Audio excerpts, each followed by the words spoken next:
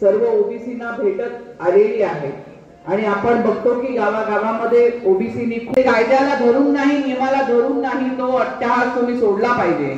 आणि दुसऱ्या बाजूला तुम्ही जर का आज आरक्षणाच्या दायऱ्यामध्ये येणार असाल तर गावागावामध्ये इकडचा जो एससी आहे, एसटी आहे, ओबीसी आहे यांच्या बरोबर बंधुभावाने समतेने वागायला शिका, कारण यांनी आजपर्यंत आपल्या बरोबर काय व्यवहार केलेला आहे ते आपल्याला माहिती आहे। मराठा, गरीब मराठा बांधवांना आमची विनंती आहे की आपण हे समजून घेतलं पाहिजे की आपण सर्व या कायद्याला धरून नाही, नियमाला धरून नाही तो अट्टहास तुम्ही सोडला पाहिजे।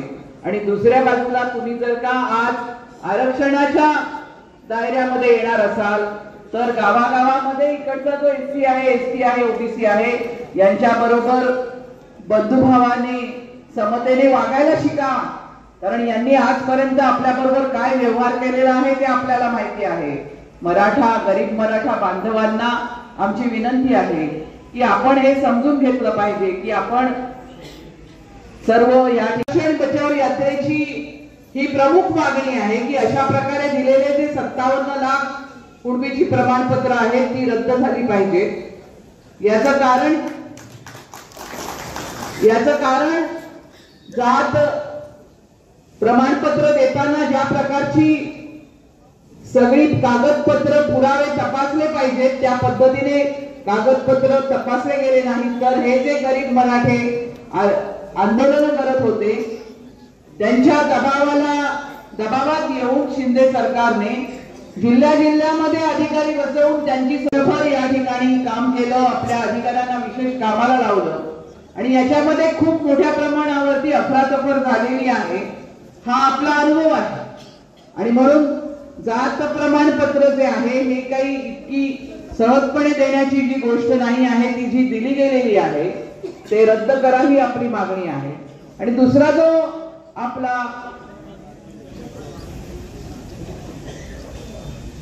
दुसरी जी आपली मागणी आहे ती सगळे सोयरेचा अध्यादेश काढावा असं एक मागणी त्यांनी केलेली आहे। आपल्याला माहितीये की आपण जेव्हा प्रमाणपत्र घ्यायला जातो तेव्हा आपल्याला पुरावे हे आपल्या रक्ताच्या नातेवाईकांचेच पुरावे द्यावे लागतात। आपले वडील असतील, भाऊ असेल, चुलता असेल, आत्या असेल हे चालतात, परंतु सोयरे जे आहेत त्या सोयऱ्यांचे सर्टिफिकेट आपल्याला पुरावा म्हणून चालत नाही। परंतु याला अपवाद करून सगळे सोयरेचा अध्यादेश काढा असा धोषा जरांगेंनी लावलेला आहे, त्याला देखील आमचा विरोध आहे। असा अध्यादेश काढता येणारच नाही, कारण ते कायद्याला धरून नाही। आपली भूमिका ही या ठिकाणी संविधानाने दिलेला जो आरक्षणाचा कायदा आहे, नियमावली आहे त्याला पाळूनच हे कामकाज झालं पाहिजे। आणि जर आज गरीब मराठ्यांना सामाजिक आणि शैक्षणिक दृष्ट्या मागासलेलं मानता येत असेल तर त्यांना ओबीसी कोट्यामधून आरक्षण दिलं जाऊ नये ही आपली भूमिका आहे। आरक्षण मिळालं पाहिजे होतं, परंतु व्हीपी सिंग येईपर्यंत 40 वर्ष आरक्षण मिळालं नाही आणि त्याच्यानंतर कोर्टामध्ये आपल्या विरुद्ध खटले झाले, त्या खटल्याचा निकाल लागल्यानंतर ओबीसीना आरक्षण मिळालं, पण त्याच्यानंतर जे राजकीय आरक्षण मिळालं ते देखील आपलं काढून घेतलेला। इकडच्या राज्यकर्त्यांनी ओबीसीची पाहणी करून ओबीसीचा डेटा सुप्रीम कोर्टाला न दिल्यामुळे आपल्याला जे जिल्हा परिषद, पंचायत समिती, नगरपालिकामध्ये, ग्रामपंचायतीमध्ये आरक्षण होतं ते नाहीच आहे। आणि याच्यामध्ये केंद्रामधलं जे सरकार आहे या सरकारकडे डाटा आहे खरं तर ओबीसीचा, परंतु तो द्यायला सरकार तयार नाही।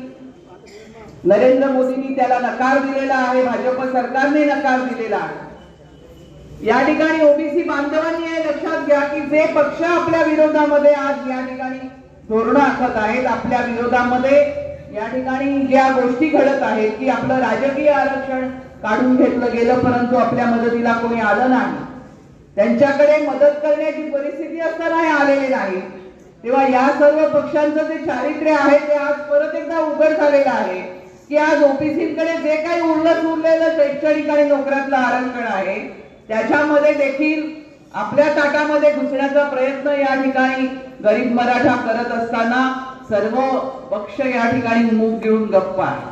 आणि म्हणून ओबीसी बांधव गावागावामधला जो स्वतःला असुरक्षित मानत होता तो त्याच्या विरुद्ध जेव्हा आवाज उठवू लागला तेव्हा मराठवाड्यामध्ये विशेषतः त्याच्यावरती हल्ले झाले आणि खूप जीवघेणे हल्ले झाले आणि त्यामुळे ओबीसीची अवस्था अत्यंत असुरक्षित, कारण स्वतः राजकीय दृष्ट्या संघटित नाही आपण, आपल्याला राजकीय आवाज नाही, अशी परिस्थिती या ठिकाणच्या ओबीसीची आहे.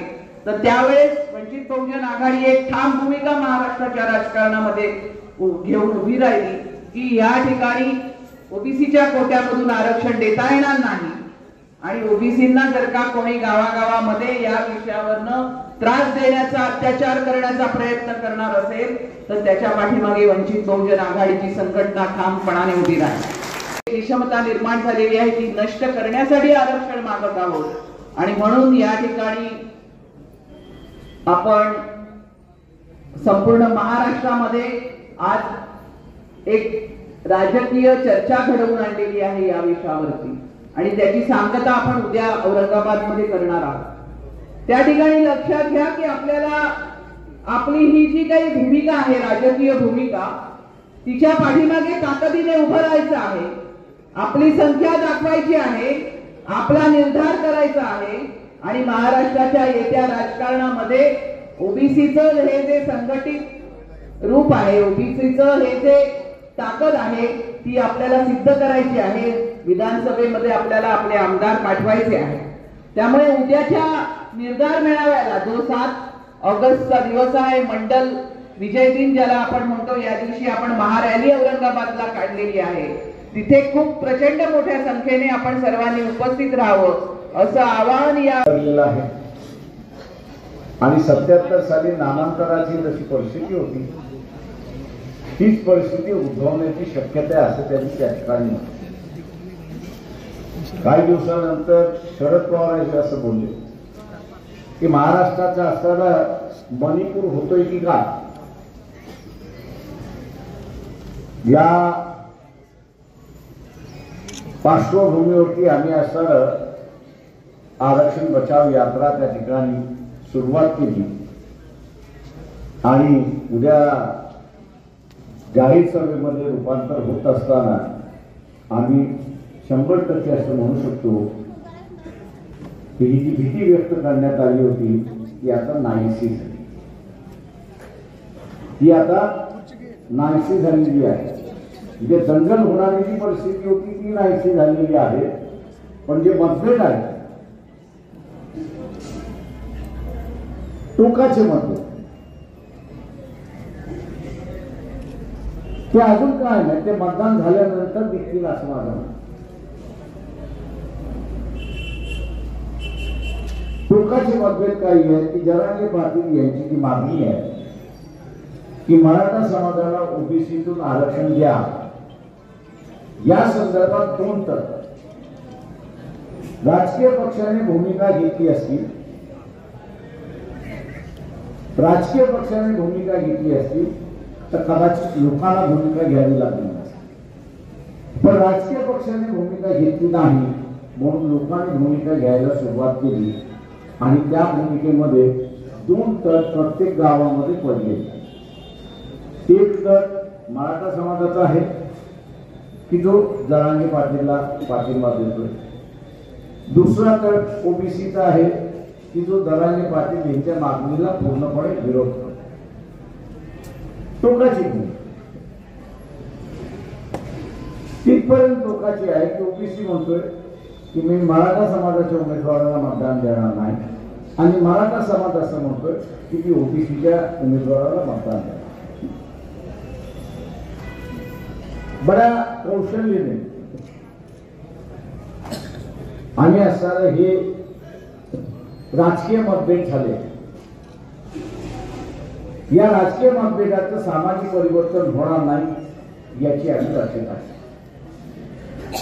आणि सामाजिक परिवर्तन झालं नाही तर मग द्वेष नाही. हे सामाजिक भांडण व्हावं म्हणून प्रयत्न झाला नाही असं नाही. हे सामाजिक राजकीय भांडण सामाजिक भांडण व्हावं म्हणून प्रयत्न झाला. 2 आमदारांच्या गाड्या लावण्यात आल्या. आपल्याला नेहमी माहिती आहे की आमदाराच्या घरावरती तरी दगड पडला तरी 1000-2000चा मोर्चा निघतो अशी असताना परिस्थिती होती. आणि तो 1000-2000चा मोर्चा निघालेला दगडफेक करत असतो, जाळपोळ करत असतो. उद्देश हाच होता या दोन्ही आमदारांच्या गाड्या फोडण्याच्या पाठीमागच्या दंगल घडवण्याचा भाग. म्हणतो आम्ही या यात्रेच्या माध्यमातून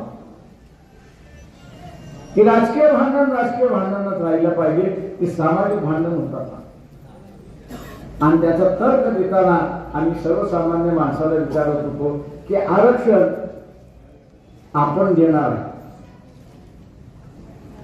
आरक्षण आपण देणार आहात का? मी आपल्याला आरक्षण आपण देणार आहात का? नाही. मग कोण देणार? सरकार देणार. सरकारने दिलेलं आरक्षण घटनेच्या चौकटीमध्ये कायद्यामध्ये आहे की नाही हे तपासतात कोण? घटना समिती. आणि मग आपल्या हातामध्ये काय? मतदान. या मतातून आपण काय करू शकतो? तर आपल्या विचाराचं सरकार. जेव्हा लोकांच्या लक्षात आलं दंगल करून आपण काहीच फायदा होणार नाही, उलट आपलंच नुकसान होईल.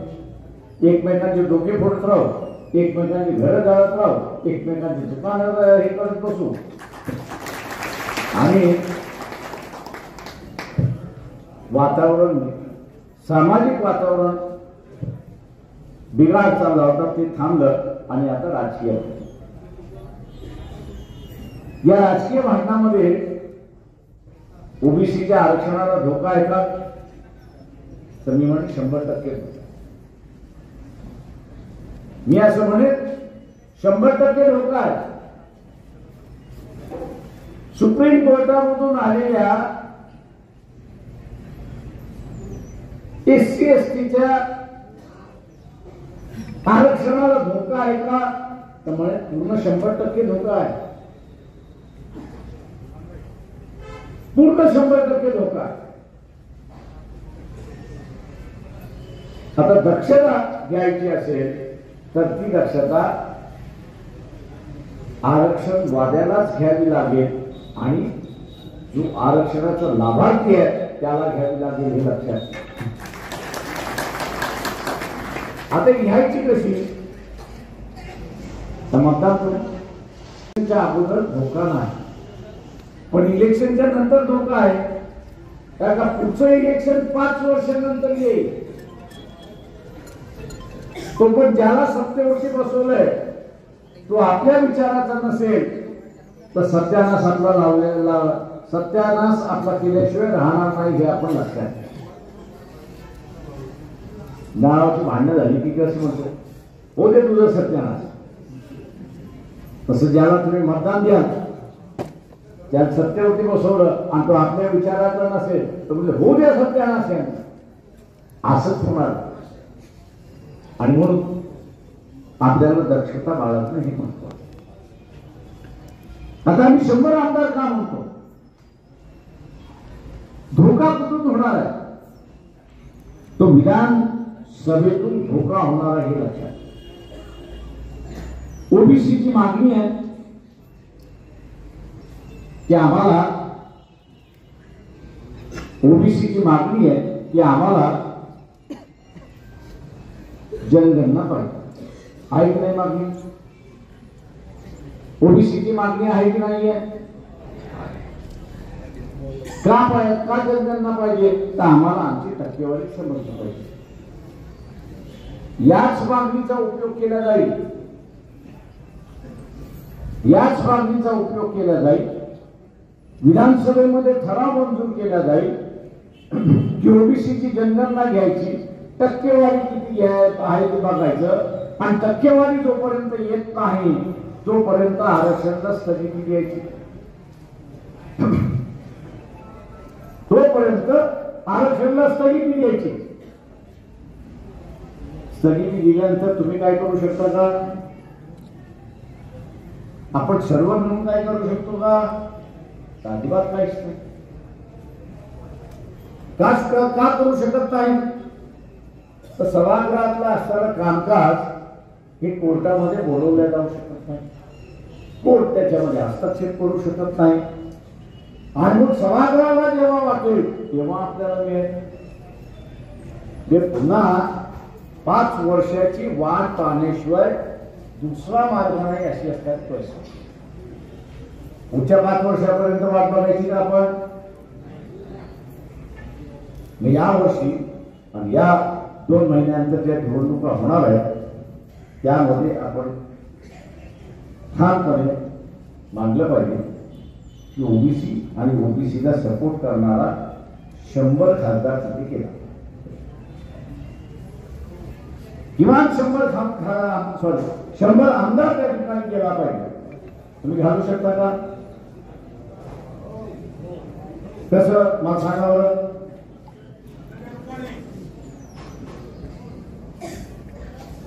मताच्या रूपाने समजा आपण असं माळी समाजाचा उमेदवार उभा केला, धनगर त्याला मतदान देईल का? हे माझ्या उपरी त्याला मतदान देईल का? नक्की. माझ्या समाजाचा नाही म्हणून आता काय करू असं तर विचार येणार नाही मनात.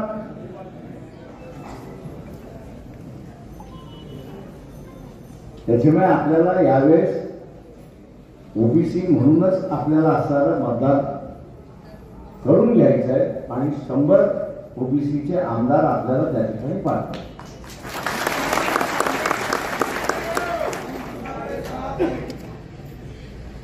मित्रो,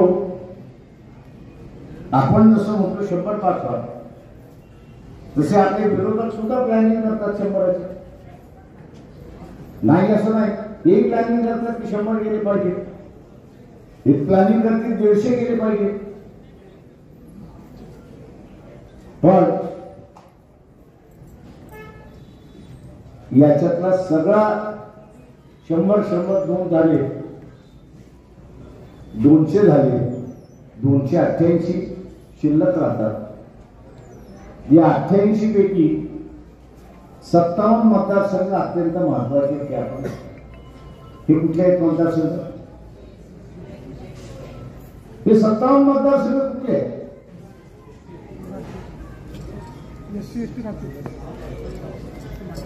एससी आणि एसटी. एससी आणि एसटी हे जे 2 मतदारसंघ आहेत, हे जे 2 मतदारसंघ आहेत, या मधून निवडून येणारा जो आमदार आहे त्याला ओबीसीच्या आरक्षणाचा फायदा आहे का? आहे का? नाही. आरक्षणाचा फायदा आहे का? तर निश्चितपणे आहे. आणि त्यामुळे हे 57 आमदार जे आहेत आरक्षित जागेमध्ये जे 57 आमदार निवडून येणार आहेत ते कोणाच्या मतावरती निवडून आले पाहिजेत? कोणाच्या? ते ओबीसीच्या मतावरती निवडून आले पाहिजे. ते ओबीसीच्या मतावरती का निवडून आले पाहिजेत? का निवडून आले पाहिजेत?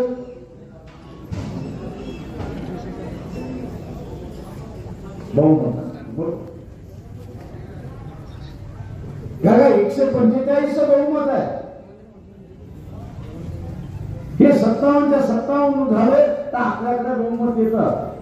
आपण जसा प्रयत्न करणार आणि आपल्यामध्ये थोडासाही हलगर्जीपणा झाला हे लक्षात घ्या. विरोधक बसले तोही तेच प्रयत्न करणार की हे 57 आमदार आपल्याकडे आले पाहिजे. तो आरक्षणवादी जरी असला तरी तो म्हणेल मला त्यांनी निवडून आणलेला आहे, माझा नाईलाज आहे, मला त्यांच्याकडून मतदान करावं लागेल. आणि म्हणून हे 57 हे वंचित बहुजन आघाडीचे निवडून आले पाहिजेत. हे आपण हे 57 वंचित बहुजन आघाडीचे निवडून आले पाहिजे हे आपण बघितलं पाहिजे. माझं आव्हान आहे आपल्या सगळ्यांना की ही साधी सुधी लढाई नाही. मागच्या वेळेस जे घडलं नाही ते आता घडलं. काँग्रेसची भूमिका घेतली का जनांगे पाटलांच्या मागणीवरती आतापर्यंत? होय की नाही? नाही. एनसीपी शरद पवार यांनी भूमिका घेतली का? भारतीय जनता पक्षाने भूमिका घेतली का? उद्धव ठाकरे यांनी भूमिका घेतली का? घेतली. सांगतो काय भूमिका घेतली? त्यांनी भूमिका घेतली की ओबीसी वाल्यानो मोदीकडे जा, मोदीकडून टक्केवारी वाढवणार ना, तुम्ही टक्केवारी वाढवून आलं की मग मराठ्यांना तुमच्यामध्ये घ्या आणि त्यांना आरक्षण देऊ. हा त्यांचा तोडगा आहे. आता हा ओबीसीला परवडणारा तोडगा आहे का?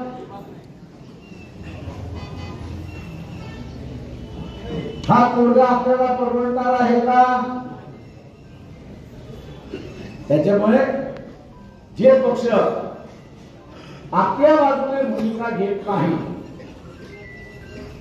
आणि क्लिअर कट सांगत नाही की आम्ही ओबीसीच्या ताटामध्ये दुसरं तिसरं कोणाला आणणार नाही, हे जोपर्यंत सांगत नाही तोपर्यंत तो आपला पक्ष नाही हे लक्षात घ्या. या निवडणुकीची अभियान पूर्णपणे म्हणत नाही. या निवडणुकीपुरता ओबीसीचा ताट ओबीसीलाच राहायला पाहिजे, ओबीसीचं आरक्षण ओबीसीलाच राहायला पाहिजे, ही भूमिका जो पक्ष घेत नाही, ही भूमिका जो पक्ष घेत नाही तो आपला पक्ष नाही, हे आपण खुंगात बांधलं पाहिजे. उद्या बजरंगदली RSS वाले येतील, हिंदू महासभा वाले येतील, की आपला धर्म तर एकच आहे. त्यांना म्हणायचं होय आपला धर्म एकच आहे, तुम्ही ज्या ह्या देवाला मानता मी त्या देवाला मानतो, तुम्ही या संताला मानता मी या संताला मानतो. तेव्हा आपण धर्माला मतदान केलं पाहिजे. त्यांना आपण सांगितलं पाहिजे हात जोडून या इलेक्शन मध्ये पुढच्या इलेक्शन, या इलेक्शन मध्ये नाही पुढच्या इलेक्शन मध्ये तुम्ही भूमिका घेतली नाही माझ्या बाजूने, ओबीसीच्या बाजूने तुम्ही भूमिका घेतली नाही, म्हणून आता माझं आरक्षण मलाच वाचवायचं, माझं आरक्षण मलाच वाचवायचं आहे आणि माझं आरक्षण मलाच वाचवायचं असेल तर पहिल्यांदा तुला मला रिजेक्ट करावं लागेल या इलेक्शन. ही ताकद आपण सगळेजण ठेवणार नाही का? एक चूक झाली तर समजा आरक्षण संपलं. मी मगाशी म्हटलं की काय माध्यम काय राहणार आहे?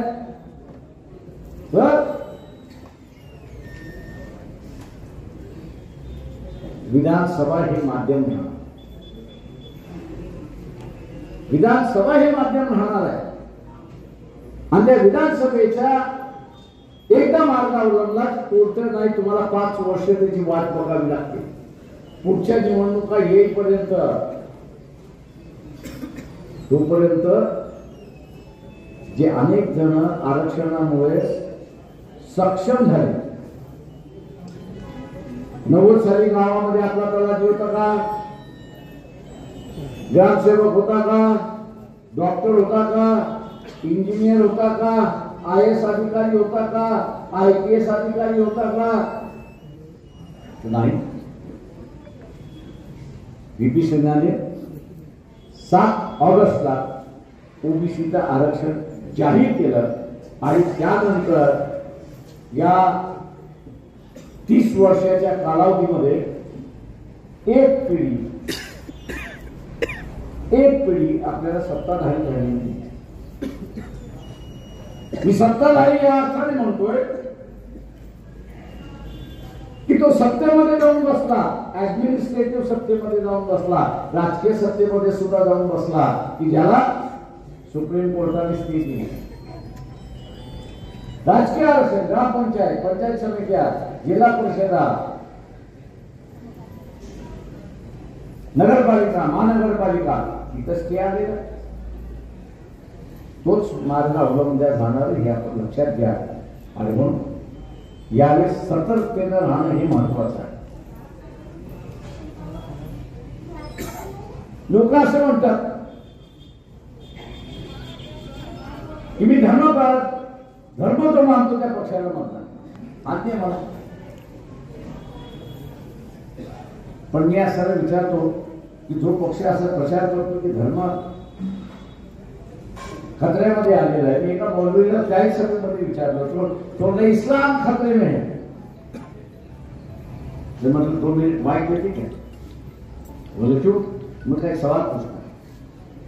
मैंने कहा आप इस्लाम धर्म से परिवर्तन कर रहे हो क्या? इस्लाम धर्म छोड़ रहे हो? बोले तुम क्या सवाल पूछ रहे आप?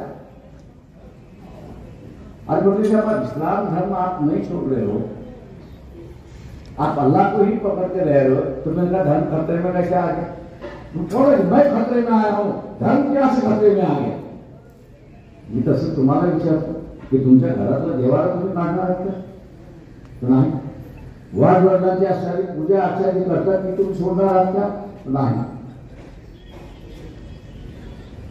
जी वाडवडिलांची आलेली परंपरा आहे ती परंपरा आपण चालवणार आहोत. आणि आपण जर चालवणार असो तर त्या मौलवीला विचारलं तसं मी तुम्हाला विचारतो धर्म खतरे में का से? धर्म खतऱ्यामध्ये आलेलं नाही. तुमचं आरक्षण, ओबीसीचं आरक्षण खतऱ्यामध्ये आलेलं आहे, एससी एसटीचं आरक्षण खतऱ्यामध्ये आलेलं आहे. हे आपण लक्षात घ्या. आणि म्हणून औरंगाबाद आपल्याला जवळ आहे. 2 तासाचा प्रवास आहे इकडनं. 2 तासाचा प्रवास आहे. राजकीय ताकद दाखवणे. आज आलुतेदार आहे, बलुतेदार आहे, कुमार आहे, लोहार आहे, सोनार आहे, सुतार आहे, कैकाडी आहे, मांगावी आहे.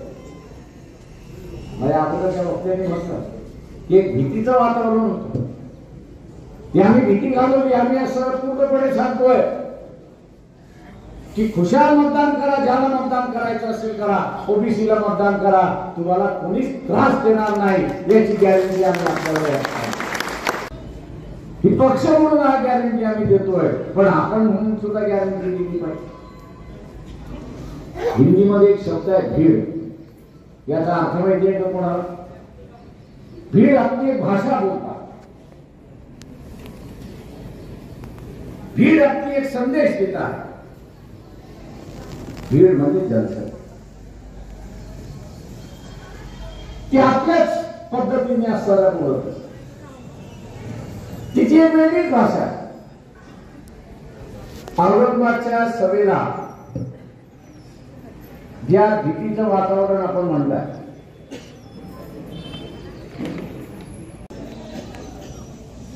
तर लाखाच्या वरती औरंगाबादची सभा झाली पाहिजे हे आपण लक्षात.